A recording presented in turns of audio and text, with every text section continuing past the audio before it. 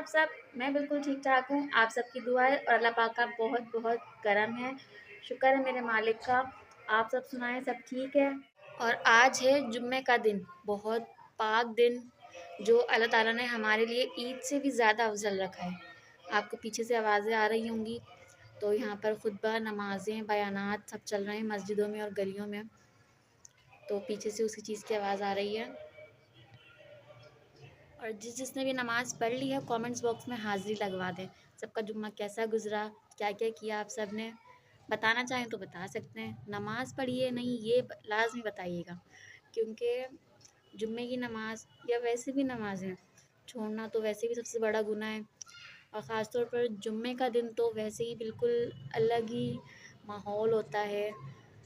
घर का माहौल ही एकदम अलग हो जाता है और दिल में भी सुकून होता है। ख़ास तौर पर जुम्मे की नमाज़ पढ़कर जो खुशी मिलती है, वो फ़ीलिंग ही अलग है। जैसे ईद का दिन सबसे अलग होता है, कुछ अलग लग रहा होता है ना अंदरूनी, वैसे ही अल्लाह ताला ने फिर जुम्मे को तो ईद से भी ऊपर रखा है।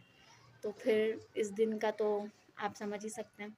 तो जिसने भी नमाज़ पढ़ी है हाज़िरी लाज़मी लगवाएँ, मुझे भी पता चले मेरे व्यूअर्स नमाज़ पढ़ते भी हैं कि नहीं। प्यारे-प्यारे मुसलमानों, अल्लाह ताला ने जुम्मे के दिन को ईद से ऊपर रखा है, तो आप इस दिन नमाज़ पढ़ें, इबादत करें, अल्लाह के सामने हाज़िर हों, सजदे में गिरें, दुआएँ माँगे, जितनी दिल चाहे दुआएँ माँगे, इंशाल्लाह आपकी दुआएँ ज़रूर कबूल होंगी, ज़रूर। आप दिल से सजदे में गिरकर माँगें, अल्लाह आपकी सुनने वाला है, क्योंकि वही देने वाला है और वही दे सकता है। इसके अलावा किसी चीज़ में इतनी ताकत नहीं, किसी किसी इंसान में इतनी ताकत नहीं, किसी में भी इतनी ताकत नहीं है कि वो आपकी बात सुने और उसे पूरा करे और वो चीज़ आपके नसीब में लिख दें जो आप दिल से चाहते हैं कि आपके नसीब में लिख दी जाएँ, तो अल्लाह के आगे झुकें। बहुत प्यारा दिन है ये जुम्मा, मतलब आप इबादत में गुज़ार दें इसको। दुनियावी काम तो आप रोज़ ही करते हैं, थोड़ा दीनी काम करके देख लें जुम्मे के दिन, खुशी होगी दिल से। और अपने सारे पिछले गुनाहों का एतराफ़ करके तौबा करें।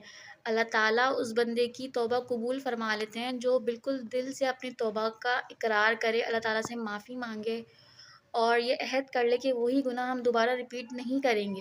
अल्लाह ताला से दिल से रो कर माफ़ी माँगो, तुम्हारी दुआएँ ज़रूर कबूल होंगी। तुम्हें ज़िक्र करते हुए मौत आ जाए, तो इससे अच्छी बात और क्या ही होगी कि अल्लाह का ज़िक्र करते हुए मौत आ गई। मतलब कितनी खुशी की बात होगी कि आप अल्लाह का ज़िक्र कर रहे हैं, अल्लाह के आगे एकदम झुके हुए हैं, उसकी इबादत में एकदम मसरूफ़ हैं और इंसान को मौत आ जाए।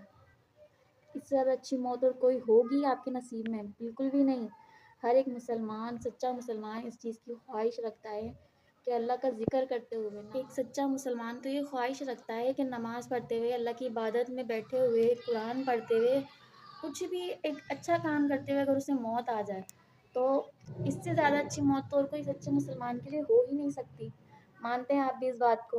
और ख़ातिमुन नबीयीन ने इरशाद फरमाया कि जो कोई भी दुआ माँगे, तो इतनी कसरत से माँगे, इतने यकीन से माँगे कि वो अपने रब से माँग रहा है और उसे वो ज़रूर अता होगा।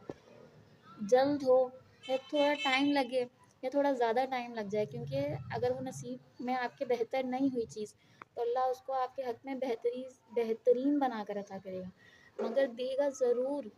इसलिए दिल से और एकदम यकीन से माँगा करें अल्लाह ताला से और अनमोल नेमतों का शुक्र अदा करें। आपके पास जितनी भी नेमतें हैं, आप गिन नहीं सकते। अल्लाह ताला ने आपको इतनी नेमतों से नवाज़ा है कि आप गिन ही नहीं सकते, अनगिनत है क्योंकि वो। तो आप हर टाइम अल्लाह का शुक्र अदा किया करें और अगर इंसान इस हालत में उठे कि उसके आस-पास वाले लोग, रिश्तेदार, अहलो-अयाल के हवाले से वो पूरा मन हो और अपने जिस्मानी तौर पर वो बिल्कुल तंदुरुस्त हो और उसके पास एक दिन के खाने की ग़िज़ा मौजूद हो, तो इसका ये मतलब है कि उसके पास दुनिया जहाँ की सारी नेमतें उसके घर में मौजूद हैं, उसकी ज़िंदगी में मौजूद हैं। इस चीज़ का भी शुक्र अदा करें। मतलब जितना शुक्र अदा करेंगे उतना ही कम है, जितना शुक्र अदा करेंगे अल्लाह आपको उतना ही नवाज़ेगा। शुक्र करके तो देखें अल्लाह का। हम इतने नाशुक्रे हैं कि बस अल्लाह हमें दे ही जा रहे हैं, हम माँगे जा रहे हैं, लेकिन हमने शुक्र नहीं करना।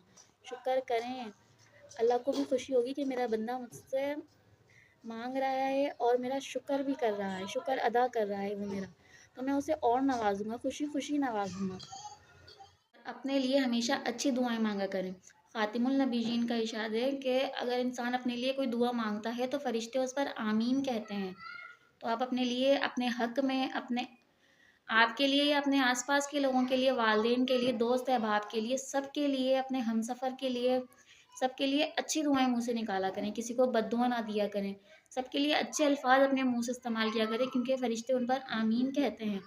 तो आपके ज़रिए किसी की भलाई हो जाए, आपकी एक माँगी हुई दुआ किसी के लिए कबूल हो जाए, किसी की ज़िंदगी बदल जाए, किसी की तकदीर में कुछ लिख दिया जाए, तो आपको ही सवाब मिलना है, ज़ाया कुछ नहीं जाना। आपकी इतनी-इतनी सी नेकी का सवाब आपको अल्लाह ज़रूर देगा, आपके नसीब में लिख दी जाएँगी वो इतनी-इतनी सी नेकी भी आपके लिए, और वो आपको आपके मरने के बाद काम आएँगी। और मेरे आस-पास थोड़ा शोर हो रहा है, उसे थोड़ा इग्नोर करें क्योंकि जुम्मे का दिन है, तो घर भी भरा हुआ है, सब हैं, बच्चे हैं, सब खेल रहे हैं, कूद रहे हैं, तो थोड़ा शोर हो रहा है, उसे इग्नोर करें और मेरी बात पे गौर करें। पूरा मेरी बात पे फ़ोकस रखें, गौर करें कि मैं क्या बोल रही हूँ, क्या समझा रही हूँ। कि मैं आपको अच्छी बातें बता रही हूँ, आपके भले की बात बता रही हूँ और जुम्मे का दिन कितने अच्छे तरीके से आपको गुज़ारना है, ये भी आपको बता रही हूँ। जो-जो नेकी आपको करनी है, वो भी बता रही हूँ और अपने लिए बहुत सारी दुआएँ करें, हमारे लिए भी बहुत सारी दुआएँ करें, हमें भी दुआओं में याद रखें। कुछ पूछना हो तो आप कमेंट्स में ज़रूर पूछ सकते हैं, आपको जवाब आपका ज़रूर मिलेगा और कोई भी मेरे अल्फाज़ में कोई गलती कोताही हो गई हो तो प्लीज़ मुझे माफ़ कर देना और मुझे मेरी गलती ज़रूर बताना, ताकि मैं अपनी गलती को सुधार सकूँ। और एक दुआ है जो मैं पढ़ रही हूँ, मेरे लिए भी और आप सबके लिए भी, आपने भी उस दुआ को रिपीट करना है और आमीन भी कहना है।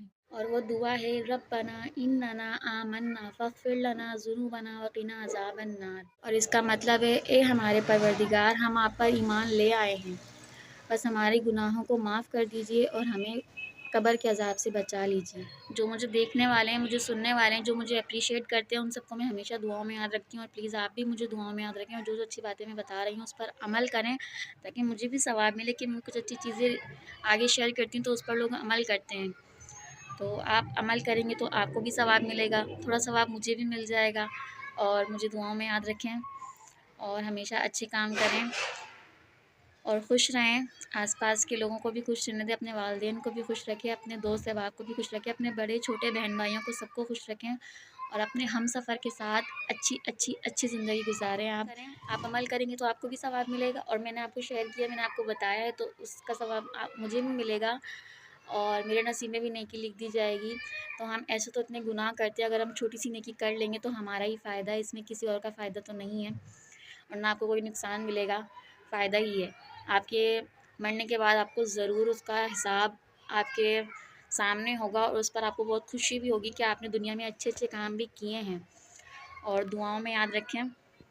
ऐसी मेरी वीडियोज़ देखते रहें, शेयर करते रहें और लाइक करें, शेयर करें, सब्सक्राइब करें। ऐसे ही पसंद करें, ऐसे ही सपोर्ट करें। कुछ पूछना हो तो पूछ सकते हैं, कुछ बताना हो तो बता सकते हैं। कुछ सुनना चाहते हैं आप, कुछ जानना चाहते हैं तो वो भी आप पूछ सकते हैं, मैं आपको ज़रूर उस बारे में बताऊँगी और ऐसे ही सपोर्ट करते रहें। Thanks for watching. अल्लाह हाफ़िज़।